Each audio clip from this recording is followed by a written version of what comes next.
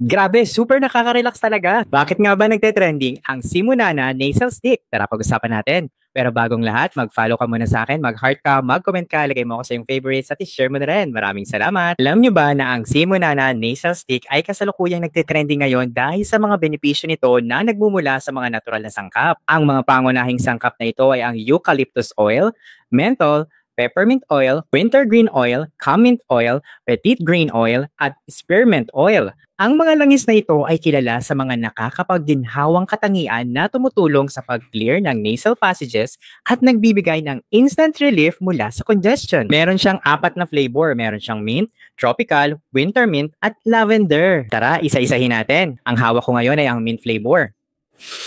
Grabe, super nakaka-relax. Alam nyo ba na meron tong eucalyptus oil na kilala sa kanyang anti-inflammatory properties at nakakatulong sa pagpapagaan ng respiratory issues. Ang hawak ko naman ngayon ay ang winter mint. Talaga namang super nakaka-relax siya. Alam nyo ba na meron siyang winter green oil? Meron siyang analgesic properties na nakakatulong sa pag-alis ng sakit. Totoo. Ang hawak ko naman ngayon ay ang tropical.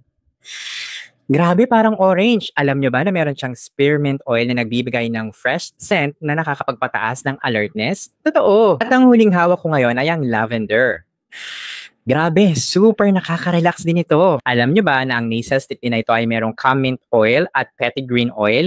Pareho silang may calming effects at nakakatulong sa stress relief. Tuwing kailan ba natin kailangan gamitin ang Simunana nasal stick na ito? Alam nyo ba na nakakatulong ito upang mapanatili ang focus at energize habang nag-eehersisyo ka? Totoo. Mainam din itong gamitin kapag naglalakbay ka o mayroong kang jet lag para ma-fresh ang iyong isip at ang iyong katawan. Tumutulong din itong mapanatili ang iyong alertness habang nagtatrabaho o nag-aaral. At syempre, isa siyang magandang solusyon para sa iyong mid-afternoon slump. Paano ka ba naman makakabili nito? Huwag ka mag-alala dahil nilagay ko ito sa aking yellow basket. Basta mag-follow ka muna sa akin. Mag-heart ka, mag-comment ka, lagay mo ako sa iyong favorites at i-share mo na rin. O ano pang hinihintay mo? Click on the yellow basket. Check out now!